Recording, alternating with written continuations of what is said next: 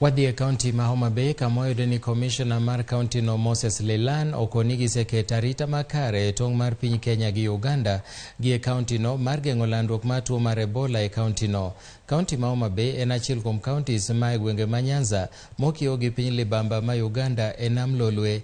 Lelan wacho na apisa mag arita kwe komakore kod apisas mag loch nanga e county no obedo akicha mar neno ni onge jogo madonjo e county no gi e nam Lolwe e tok chik kowuok e piny libamba ma Uganda.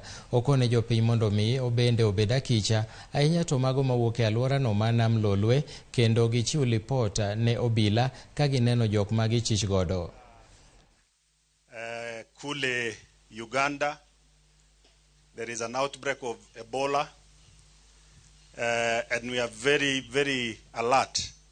We are asking all our residents to be alert. If need be, you should minimize